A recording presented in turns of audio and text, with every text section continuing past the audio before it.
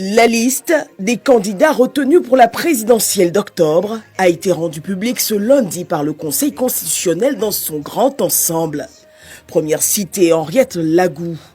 Née en 1959, Adjoa Henriette Lagou est un visage connu de la politique ivoirienne. Jusqu'à la présidentielle 2010, elle était membre du Parti démocratique de Côte d'Ivoire. Nommée ministre en charge de la famille, de la femme et de l'enfant, elle rejoint le Congrès national de la résistance pour la démocratie, proche de Laurent Gbagbo, et crée le mouvement 2 millions de filles pour Gbagbo. En 2011, elle prend le chemin de l'exil et revient un an plus tard en créant une nouvelle formation politique, le Rassemblement pour la paix et la concorde RPC. Candidate à la présidentielle de 2015, elle obtient 0,89% des voix. Deuxième cité, Jean-Louis Billon.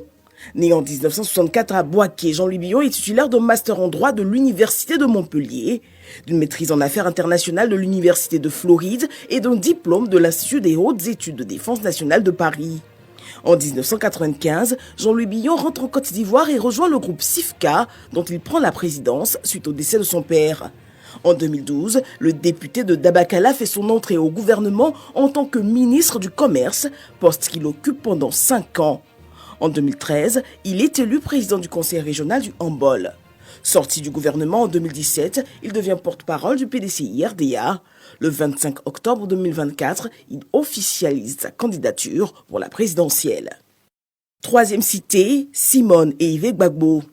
Né à Moussou, Simone Ehifé Gbagbo, âgé de 76 ans, commence sa carrière politique dans l'opposition au cours des années 80 et cofonde en 82 le Front populaire ivoirien. Élue députée en 1995, elle devient vice-présidente de l'Assemblée nationale en présidant le groupe parlementaire du FPI. L'élection de Laurent Gbagbo en 2000 lui offre le statut de première dame avec une influence majeure sur la scène politique. Après la crise de 2011, elle est de retour sur la scène politique en 2022 avec son parti, le Mouvement des Générations Capables. Elle annonce sa candidature à la présidentielle en insistant sur la nécessité de réconcilier la société ivoirienne. Quatrième cité, Awa Donmelo. Né le 23 juin 1958 à Bongwanou, Awa Donmelo est un pur produit de l'INPHB de Yamoussoukro. À 27 ans, il décroche un diplôme de docteur ingénieur des ponts et chaussées en France. De retour en Côte d'Ivoire en 1986, il occupe les fonctions d'enseignant-chercheur. Sous la mandature de Laurent Gbagbo en novembre 2000, il est promu directeur général du BNET, puis en 2010 nommé ministre de l'équipement et de l'assainissement et porte-parole du gouvernement sous le premier ministre Gilbert Akenbo. En avril 2011, il connaît l'exil. En 2021, après la création du Parti des peuples africains Côte d'Ivoire, PPACI, il occupe les postes de conseiller des relations extérieures avant d'être exclu du parti. Cinquième cité, Alassane Ouattara. Né le 1er janvier 1942 à Dimbokro, Alassane Ouattara est titulaire d'un doctorat d'État en sciences économiques, obtenu en 1972 à l'Université de Pennsylvanie à Philadelphie. Il fait ses classes au Fonds monétaire international en avril 1968 en tant qu'économiste, puis à la Banque centrale des États de l'Afrique de l'Ouest, BCAO, où il occupe les fonctions de vice-gouverneur, puis de gouverneur. De 1984 à 1988, Alassane Ouattara a occupé les fonctions de directeur Afrique au FMI avant d'être nommé en juillet 1994, directeur général adjoint jusqu'en juillet 1999. Appelé en avril 1990 par Félix Houphouët-Boigny, il dirige le comité interministériel de coordination du programme de stabilisation et de relance économique de la Côte d'Ivoire avant d'être nommé Premier ministre chef du gouvernement le 7 novembre 1990. Élu en 2011 à la tête de la Côte d'Ivoire, Alassane Ouattara est candidat à sa propre succession. C'est très difficile. Il vous arrivera de prendre des décisions qui vont à l'encontre de la foi et de la morale.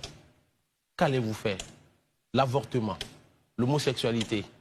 C'est des questions qui sont sur la table. Parce qu'aujourd'hui, l'avortement, c'est interdit et autres. Même l'Église l'interdit. Mais à supposer que nous, Ivoiriens, on veut de l'avortement, on veut de l'homosexualité dans notre pays. Vous, qui êtes champ de la foi et de la morale, qu'allez-vous faire? Je pense que nous avons une société qui est régie par des institutions. Et il y a des propositions de loi qui relèvent du législatif. Donc ce ne serait pas à moi de décider si un projet de loi est admis ou pas. Tout à l'heure, on a parlé Vous êtes le président, hein? Tout à l'heure, on a parlé de l'article 25 nouveau, président, mais pas roi. Donc, cela veut dire que je serai aussi soumis à tout ce qui sera institution de la République. Donc, si les députés représentants de la société civile, de la population ivoirienne, après vote, ont décidé que les Ivoiriens veulent de l'homosexualité, je pense que ce sont les Ivoiriens qui auront choisi ce qu'ils veulent faire de leur vie.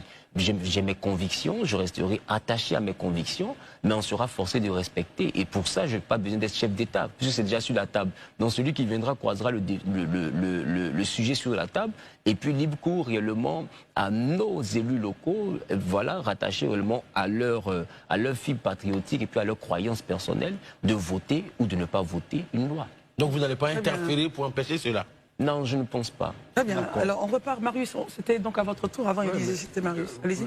Oui, pour revenir sur la question de Daouda, qui pour moi est primordiale, eu égard justement à nos valeurs sociales, à nos valeurs traditionnelles, intrinsèques. Je pense qu'en Afrique, nous portons des valeurs et l'homosexualité ne fait point partie de nos valeurs.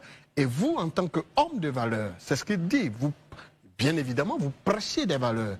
Alors, je pense que déjà même en tant que chef d'État, président de la République, la question de l'homosexualité devrait être bannie, totalement bannie. Que même, puisque les propositions de loi viennent du gouvernement. Et donc, les députés ne penchent qu'une fois les propositions de loi.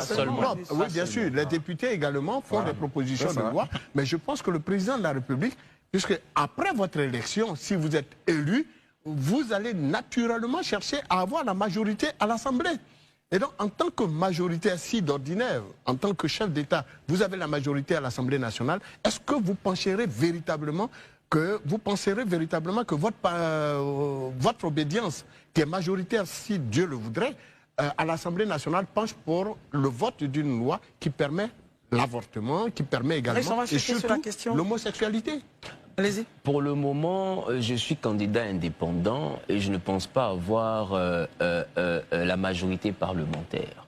Donc, si d'aventure je suis élu chef d'État, je pense que du haut de ma fonction, je serai envoyé à observer réellement les valeurs desquelles vous parlez. Parce que ces valeurs-là ne sont pas miennes. Vous dites qu'elles dénotent de notre fibre patriotique. Et je pense en avoir fait mention tout à l'heure de mon développement. J'ai parlé de la fibre patriotique, j'ai parlé de la croyance de chacun.